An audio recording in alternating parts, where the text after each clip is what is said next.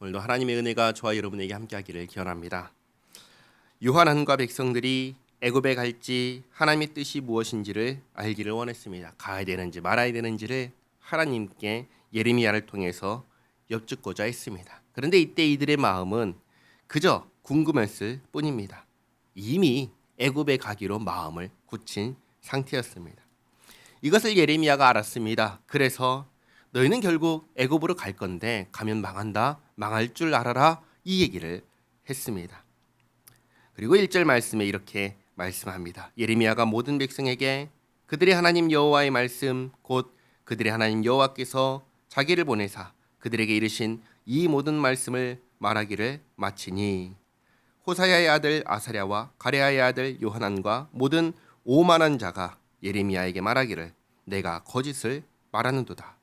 우리 하나님 여호와께서 너희는 애굽에서 살려고 그리로 가지 말라고 너를 보내어 말하게 하지 아니하셨느니라.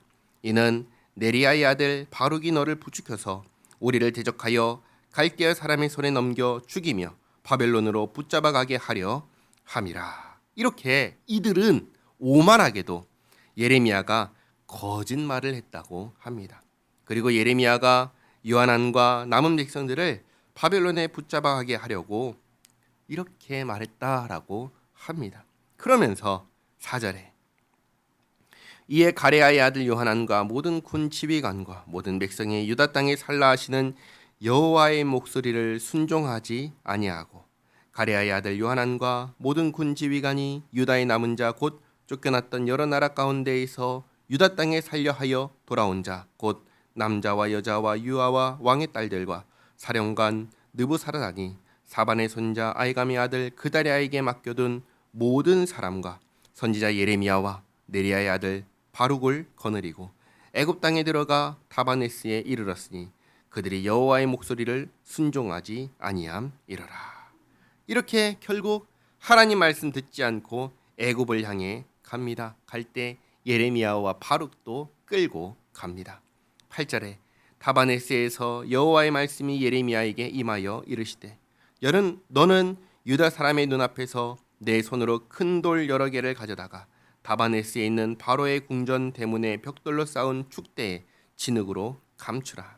이 다바네스에 바로의 궁전 대문이 있었습니다. 하나님께서 거기에 큰 돌 여러 개를 넣고 진흙으로 감추라고 하십니다. 이 모습을 유대 사람들 모두가 다 보게 하라고 하셨습니다. 10절에 그리고 너는 그들에게 말하기를 만군의 여호와 이스라엘의 하나님께서 이와 같이 말씀하시되 보라 내가 내 종 바벨론의 느부갓네살 왕을 불러오리니 그가 그의 왕좌를 내가 감추게 한 이 돌들 위에 놓고 또 그 화려한 큰 장막을 그 위에 치리라. 그가 와서 애굽 땅을 치고 죽일 자는 죽이고 사로잡을 자는 사로잡고 칼로 칠 자는 칼로 칠 것이라. 내가 애굽 신들의 신당들을 불지르리라. 느부갓네살이 그들을 불사르며 그들을 사로잡을 것이요 목자가 그의 몸에 옷을 두름같이 애굽 땅을 자기 몸에 두르고 평안히 그것을 떠날 것이며 그가 또 애굽 땅 베스메스의 석상들을 깨뜨리고 애굽 신들의 신당들을 불사르리라 하셨다 할지니라 하시니라. 아멘. 예레미야를 통하여 하시는 이 하나님의 말씀을 이들은 진실 참이라고 했습니까? 아니면 거짓이라고 했습니까? 거짓이라고 했습니다. 그러나 지금 말씀하신 이 일들이 성취되면 그땐 비로소 거짓이 아니라 진실이었음을 알게 될 것입니다. 그러나 그때가 되면은 이미 늦은 것입니다.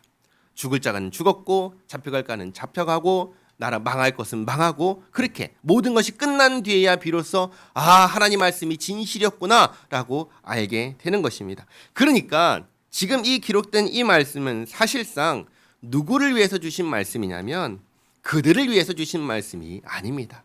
그 후대에 살고 있는 우리를 위해서 주신 말씀입니다. 우리에게 말씀을 보고 그리고 역사를 보면서 누구 말이 참인지를 알라고 주신 말씀입니다.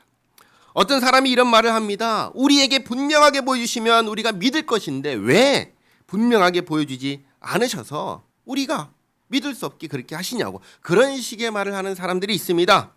그럴까요? 하나님께서 아무런 증거도 없이 믿으라고 그렇게 막무가내로 말씀하실까요? 그렇지 않습니다. 하나님께서는 분명하게 보여주셨습니다. 그러나 믿지 않는 것입니다. 사람은 진실을 받아들이는 것이 아니라 내가 믿고 싶은 것을 믿습니다. 우리는 모든 역사가 지나간 후에 살아가고 있습니다. 역사를 보면서 성경대로 이루어졌음을 봅니다. 그러나 그렇다고 해서 믿냐면 그렇지 않습니다. 믿고 싶지 않기 때문입니다. 그렇기에 나중에 심판대 앞에 설 때 우리에게선 할 말이 없을 것입니다. 하나님께서는 이미 분명하게 다 보여주셨지만 결국 믿지 않기를 선택한 것은 다름 아닌 나 자신이기 때문입니다. 그러면 오늘날 여기 있는 우리는 어떻게 믿게 되었습니까? 모든 것을 확인하고 알고 믿게 되었습니까? 그렇지 않습니다. 우리는 하나님의 은혜로 믿게 되었습니다. 그리고 이게 중요합니다. 이 믿음의 눈으로 역사를 보고 말씀을 보면서 하나님께서 너무나 분명하게 믿을 만한 증거를 주셨음을 알게 되는 것입니다.